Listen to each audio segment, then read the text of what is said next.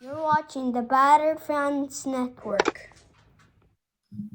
Welcome, everybody, to episode number 6 of the Batter Heat Fans podcast, and happy Halloween to everybody out there. I think I wore the correct emotion, anger. Uh, I am here with Mr. Daniel Solana, as always. How are you doing, sir? I'm doing good, man. I'm doing good. It's Halloween, like you mentioned. I'm excited to go trick or treating with my son. But man, what a rough game last night. I thought the Heat played okay, but wow, the Spurs, buddy, the Spurs are a good team, man. The Spurs are real. Wemby is the real deal, and that's not. I didn't think he had a good shooting night, but he is just such a difference maker, especially on the defensive end. The Miami Heat have been basically relying on the driving dish, right? Jaime Jaquez has been driving, and that's has been like everybody's like, "Oh my God, Jaime's having such a great year." It's because he's being so aggressive. But as soon as you see that shadow of Wemby, you have second thoughts, and he completely changed our offense when it came to driving to the rim. Uh, it's just wild how he can single-handedly change a game. The only person that I felt like was really aggressive and just going straight at him, Andrew Wiggins. Andrew Wiggins didn't give a fuck. He went straight up, and I loved it because I somebody in one of our comments not too long ago, one of the videos said hating on Wiggins won't get you anywhere. I'm not hating on Wiggins. I just don't like him in clutch time. Which, by the way, he shut me up again last night. So maybe I should stop saying that because last night he had a big three in the last, like 2 minutes or so to cut the lead down to like 5 or 4. He got it close. And I was like, you know what? I'm going to stop talking shit about Andrew Wiggins because he's showing up in the clutch. No. Keep talking shit. Keep talking shit. You're That right. way You're he right. continues to show up in the clutch. You're Yeah. right. Yeah. Well, yeah. Your thoughts overall on last night's performance and the fact that we barely got to 100 points. Yeah, I mean, the Spurs are the best team in the league in terms of defensive stats, right? And the Heat were number one in terms of offensive stats, and it was the matchup that we were waiting for to see if this Heat team is real. And unfortunately, we got met with a team that has a player who, like you said, changes the game insanely, and that's what Wemby did yesterday. I mean, 18 rebounds, Danny. 18 rebounds, 27 points for Wemby. It was almost impossible to get a rebound on the offensive glass just because this guy's arms are just so long. I mean, it didn't matter where the ball went. It was like go gadget arms, boom, and Wemby had the rebound. It was unbelievable. It was the first game I think that the Heat got out rebounded this season. By significant? No, they got out rebounded just last game, but it was about like 2 or 3. What are the rebounding numbers this game? We had 41, and the Spurs had why are the 48. Spurs 48? Yeah, 48. well, yeah. So it makes a big difference when they're Eight rebounding that blocks, way. Danny. 8 blocks for the Spurs, Danny. 2 for the Heat. I mean that's what makes a difference right there. No, and like I said, look, I think the first offensive possession was the one where Andrew Wiggins went straight at Wemby, and I was like, oh, we're coming out here to party. Like I thought, all right, tonight's gonna be a night. But that shit didn't last very long. And then the first time I saw Jaime go in there and kind of retreat, I was like, oof, okay, here we go. This is gonna be tough. And Jaime had a rough night. He had 6 points, 2 for 8 from the field. He did shoot any threes, which I'm fine. Him not shooting threes. That's not his game. But it just was a tough night on the offensive end compared to what we've been seeing early. Khalil Wear. Let's talk about Khalil Wear a second because because I was talking to a lot of people about this game because I was really excited for the game. Right, full disclosure, I might have overhyped the game a little bit. It's the regular season game; it's the 5th game of the year, but I was really hyped for it because I was like, you know what, the Spurs haven't beat anybody yet. We're about to put the stamp. Bam! We're the shit. So I might have overhyped it. But one thing that I kept bringing up yesterday when I was talking to people was the one time that Wemby has not looked good this season was the Khalil Wear preseason game, and Khalil Wear did look good. So I was really looking out for Khalil Wear to have that in mind and to want to prove it. And I feel like he didn't rise to the occasion. If anything, he hid back. Khalil Wear, 0 points. He took 4 field goals, all from the 3-point line. Like at no point did he try to assert himself in this game. I felt like he kind of just cowered, and I don't mean that in an insulting way, but I don't have a better word to use. But I feel like he just he didn't. He wasn't motivated, and that's what been the feel with him, right? Like, oh, Khalil Wear, we don't want Spo to have to come out after the game and be like, hey, Khalil Wear, you suck. And then all of a sudden he wakes up again. Like, we want him to just do this repeatedly. And that was my fear, because watching last night, I mean, rebounding wise, he had a decent game. He had 7 rebounds, which, it's still not that great. And he was the worst, plus minus negative 20. But Khalil Wear, I think, was one of the biggest disappointments. I mean, if you want to say Jovic also, maybe. But I think Khalil Wear was the biggest disappointment last night. I mean, I agree, but also Khalil Wear had the toughest matchup that anybody had in the game. I mean, he was covering Wemby took that assignment on a few times. No, you know what? There's a few people. Oh, go ahead. I'm sorry, I didn't mean to cut you off, but a few people took that assignment last night. They did, but he had the assignment for most of the game when he was in there, and when the Heat would bring Khalil Wear back into the game, Wemby would also come back into the game. So that was the matchup that the Spurs wanted to take advantage of last night, and they did. They won that matchup. 27-0, because that's what Wemby had. If I'm not mistaken, I think he had 27, and Khalil Wear had 0. And look, I don't expect Khalil to have a fantastic game every single game of the year. Obviously, this is his sophomore season. The fact that he's starting for the team, the fact that he's actually giving them meaningful minutes, I think is already a plus on Khalil Wear. But look, he had the toughest matchup last night. I'm not going to say that he sucks, say he doesn't. But what I do want to point out, Danny, what I do want to point out is at the end of the game, when Wemby drives the ball somewhere and Andrew Wiggins fouls him, and Wemby starts going absolutely nuts. Boy, and he just yelling. He starts yelling, and he shows his muscles and all that. And then at the end of the game, he starts celebrating like if they just won the Western Conference Championship or something, or they were going to the NBA Finals. And I just don't understand it. I understand that the Spurs made history by winning their 5th game in a row to start the season. They've never started the season 5-0. It's been since 77-78 since they haven't started the season 5-0. But come on, have a little bit more of maturity. No, I mean that doesn't bother me as much. That bothers me. Nah, and the one with the Andrew Wiggins foul, I kind of understood it, because that was a hard foul. So I think he was just because of the hard foul. That's why he kind of felt like yelling at Andrew Wiggins' face after the game. Yeah, whatever. I think that tells you that he also thought that this was a big game, kind of like I did. Like, he's like, you know what, this is a game, because like I don't listen to a lot of NBA outlets, so I don't know what people were saying, but there's a chance that people kept bringing up the fact that I think before last night, San Antonio's opponents, when they started 4-0, had 3 combined wins, I believe. Like, 2 of the teams were winless, the Nets, and I forget who else. Like, so a lot of people might have been saying, yeah, they're hot, they look good, but they haven't beat anybody. So maybe Wemby thought that going into this game. I don't know. But yeah, it doesn't bother me as much as it might have bothered you. Talking about Wemby, I did like the strategy by Spo. I like that he even had Davion Mitchell defending Wemby. Like, everybody was switching off on him. And Wemby, although he's great with his handles, right? Going behind the back and between that's great. But one thing I noticed, for example, I watched Kevin Durant. A lot of people say Kevin Durant has great handles, but Kevin Durant gets stripped a lot. When you're that tall, it takes a while for the ball to go from your hand down to the floor. And when you have a little guy guarding you, Kevin Durant loses the ball a lot. If you haven't watched Kevin Durant on 90 basis, when he's dribbling, he loses the ball a lot. And Wemby might be susceptible to something like that when you get somebody smaller on him. When you get somebody like Davion Mitchell on him, there's a chance that you can get him to pick up his dribble at least quicker, right? So you kind of take that aggressiveness away from him, and he has to either pass off the ball or take a jump shot, which I didn't think that he was shooting the ball very well yesterday anyway. What was he? He was 10 for 23 from the field, 1 for 5 from 3. And when Jaime, for example, was guarding him on the low block one time, Jaime is stronger than I thought, and Wemby isn't really that strong. He had a settle for a lot of those fadeaways. He wasn't hitting them. I'm not saying that he's not good. It might have been an off night. What I'm saying is I like the defensive strategy by the Heat. The Heat keeping the Spurs to 107. Before last night, I think they were ranked 4th in defensive efficiency. I want to say that I'm sure that they're still up there after yesterday's game. The Heat are looking good defensively.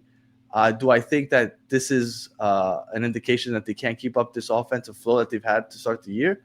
I don't know. I mean, we're missing Norman Powell and Tyler Hero. We're missing 45 points a game from those two guys. Like, I understand that after the Hornets game, we were like, oh, you know what? Plug and play and all that stuff. No, I mean, missing guys like that, especially against a really good team, this is what it's going to look like. And I thought that we looked good. We put up a fight despite missing our two top scorers.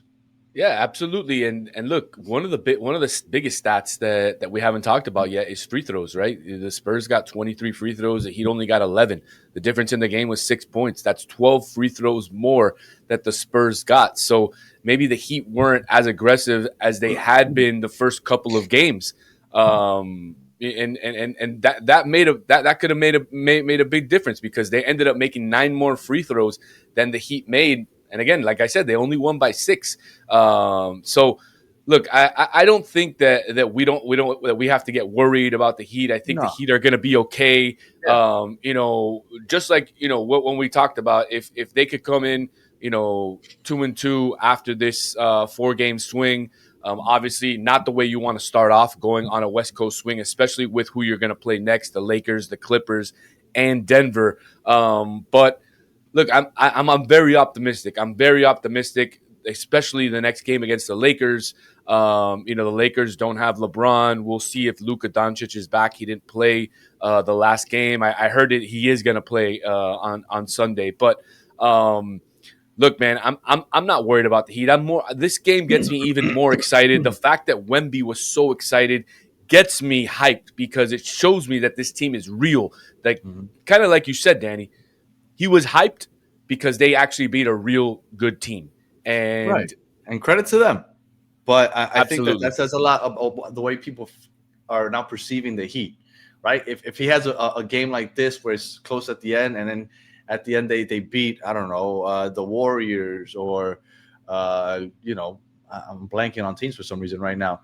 I think that, that gets you excited because you won that game. And Fontecchio, the Italian stallion. Grazie. Shout out Italy Jet. Man, did we get a steal with this guy?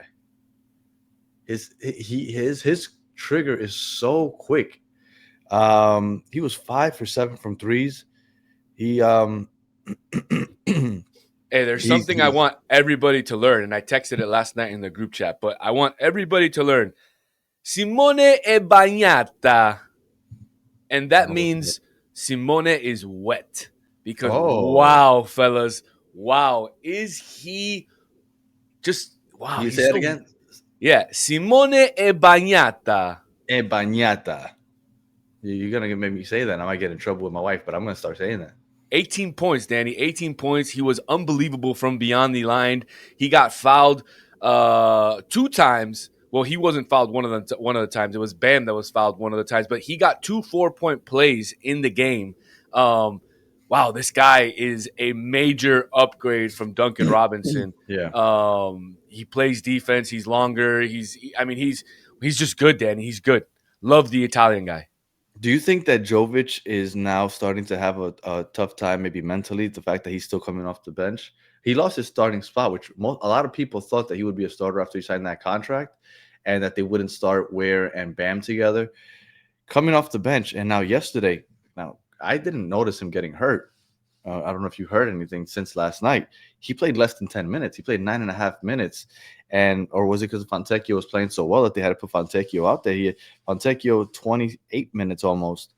Jaime Jaquez 35, and then Jovic less than 10. You starting to worry about Jovic a little bit? No, I'm not starting to worry about him. I think he's going through a tough time, like you said. He started the first game, and then he was removed from the starting lineup. Although Spo did mention that his idea was to start Khalil Wear and Bam Adebayo together, but Khalil Wear had sprained his ankle right before the Orlando game, and so he was not at 100%, and that's why Jovic started. So, look, I think Jovic is going to be a fantastic player off the bench this season. I don't think he's going to be starting. I think Spo is going to continue to go with Khalil Wear and Bam Adebayo, but Jovic is the type of player where if he's hot, he's going to play 25 minutes. But if he's not, then he doesn't really offer that much. I mean, he wasn't doing that well defensively last night, especially when he had to switch on to Khalil Wear. He didn't do that great on the offensive end, as you said. So, remember, Spo likes to ride the hot hand. The hot hand was Simone Fontecchio last night, and that's who we went with. Jovic does help start the tempo of the offense, but to what you were saying a couple minutes ago, a lot of fouls for San Antonio, and I think that kills your transition, your fast pace, right? We've been giving them credit, right? Because they've been able to get transition points even off of a made shot in the first couple games. But it got slowed down a lot yesterday. You can't run when the other team's taking free throws. It makes it a lot harder. And we've seen now that when they're forced to play in that half-court offense, it's very tough for them. Now, am I worried? I wouldn't worry too much yet because I'd like to see what this half-court offense looks like with Norman Powell and Tyler Hero on the court. But if we get slowed down because of a lot of foul calls or whatever it may be, it is tough because we've been scoring, but we've been scoring in transition. It's been the fast dribble, drive, dish, shoot if you got the ball. It's quick decision making, and when the first action doesn't work and then you're forced into the second and third and you still can't figure it out, all of a sudden things start to boggle a little bit. Now, we haven't talked about Bam. Bam came out big time against Wemby. He showed up. He had a big game, 31 points, 10 rebounds, 3 assists, 1 steal, 1 block. But he was 4 from 13 from 3. My question for you is, are you worried that he's taking too many threes? Because we were saying 5 to 6, that's what you want. He took 13 today, made 4. What were your thoughts on Bam? And if he would have made 5, I think that would have been even nicer because it would have been closer to 40%. He's shooting 30% last night. But your thoughts on Bam? Look, if Norman Powell and Tyler Hero aren't there, and Pelle Larsson is not making the threes, somebody has to take the threes, right? And if Bam is going to be making them at a 35 to 40% clip, then you have to trust him. Now, obviously, I wouldn't want him taking 13 threes every single game.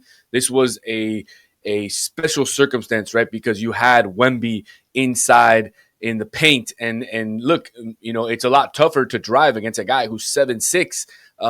When usually they were giving him space to take the three. He was wide open on most of those threes, Danny. So I would expect him that Spo's giving him the green light to take whatever shot that he can as long as he's open. So look, while I'm not excited that he took 13 threes, he still made 4 of them. That's almost 1/3 of the threes. So that's almost 33%. And you have to be okay with that, especially he's your power forward, your center. And it's a new facet of his game that he's bringing to the court this season. Again, I'm impressed. I'm impressed at the fact that he had the balls to take 13 threes in yesterday's game. I think that's what I'm most impressed about. Not the fact that he made some, but the fact that he had the balls to take that many. But I'm glad that you brought that up because I really do believe that it's not a big deal because he did it within the flow of the offense. He wasn't forcing threes. He wasn't taking threes off the dribble. Like they found him. He was open. He took the shot. So I love that. I love that you're almost forcing Wemby out, which, Wemby with 2 steps, he's back in right next to the rim. Well, you needed to do that in order to, like you said, to force him out so that you can drive on the weak side, right? You force him out to cover Bam, and that opens the paint up on the weak side. You could reverse the ball. Unfortunately, Wemby wasn't coming out, and they were kind of daring Bam to take the shots. Shot. Yeah. And look, if he makes 2 more, the Heat are tied. So again, I'm not upset. It is what it is. I'm actually happy. It's good to see them come up with some of these nuances in their game throughout the season. And look, we're gonna have tough matchups like this in tough games where we don't come out on top. This team's not gonna go 82-0 or 80-2. It's gonna be a tough season. We're gonna have ups and downs, but look, I think yesterday was probably our biggest challenge of the season to date, other than the Knicks. And I think the Heat responded, to the challenge. Unfortunately, it just couldn't come away with a win. Well, I told you, even though we've been looking good, I've been telling you, because you were like, oh, maybe we'll go 12-8, 14-6. If they're 10-10, I'm happy, and we're gonna finish top 4 in the East. I said it a couple shows ago, and I'm gonna stick with that. So we're 3-2 right now. We got the next 5 games coming up. I got them here on the screen. We got the Lakers on Sunday, the Clippers on Monday, so the first back-to-back of the season. The Nuggets on Wednesday, and then we come back home against the Hornets for our first NBA Cup game, and then another back-to-back because that following night they host the Portland Trail Blazers. So looking at this, we're 3-2. Norman Powell made the trip. Now, I'm assuming that's a good sign, unless he just wants to bond with his teammates. So did Tyler Hero. No, but we know for sure Tyler Hero isn't playing. Well, then maybe there is nothing to it. But I'm hoping that if he made the trip, it's because he might make his way into the lineup, maybe against the Clippers or the Nuggets. We'll see. But your thoughts on the next 5 games? I mean, obviously, the West Coast, the next 3 games are going to be absolutely brutal. You got to face a team in the Lakers who has a very, very good player in Austin Reeves. Could he be who had Austin Reeves averaging 100 points a game? I don't know, man. But can you? I mean, I've seen all over social media that he is the next face of the Lakers, and I think it's so tough to say that when LeBron is on that team, when Luka's on that team. But look, they're a very good team. Then you have the Clippers. You know, James Harden has been one of your kryptonites over the years. You know, historically, we don't play well in Denver.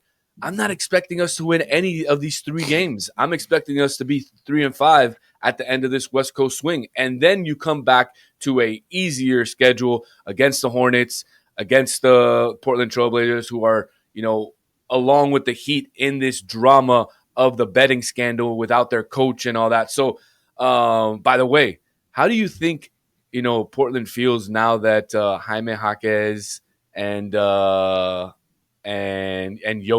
and Khalil Wear, how well good. They're playing? And then they got Damian Lillard back. Yeah, but don't you think they would have been better if they would have gotten those guys and gotten Damian Lillard back? Of course.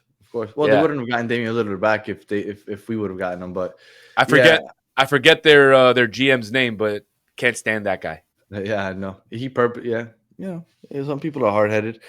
So if they go the way you said and they win those 2 games at home next week, they end up 5-5, right on track for 10-10, which is where I hope that they are after 20, because things slow down for them. And I think that you start building some chemistry. Tyler Hero comes back eventually.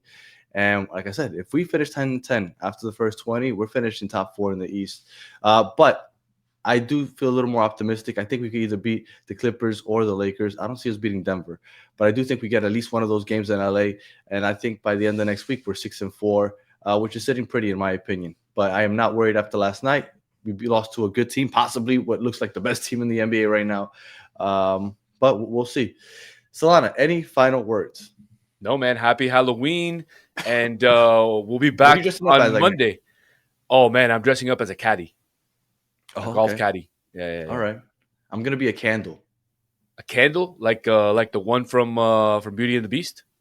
Close. That would have been a good costume to just buy to do that. No, Encanto. The family's doing Encanto. Oh, so you're the candle from Encanto? Yeah, nice. Right. Yeah. And then nice. my little one is Mirabelle. My wife is Julieta. She's gonna walk around with arepas and stuff. So. But yeah, all right. Well, I hope everybody has a happy Halloween. Be safe out there. And I love Halloween on a Friday night. It's awesome. Me too. We don't have to worry about waking up early tomorrow. We can go out, enjoy. You know, I'll be trick-or-treating with my son. And then it's my brother-in-law's birthday so a special happy birthday to my brother-in-law, Juan. And Juan. Pretty crazy that you're born on Halloween. That's a weird birthday to have. I mean, I was born on Thanksgiving. Were you on a Thanksgiving? On a Thanksgiving, yeah. Oh, I was born on Friday the 13th. Oof, yeah, that's rough. I get reminded of that quite often. Well, appreciate everybody hanging out with us. If you're listening on audio, please leave us 5 stars and a comment. On YouTube, please like and subscribe if you haven't. If you're watching this, just subscribe, like the video, and we will be back after Sunday's game against the Lakers. Hopefully a dub. So until the next one, have a good one.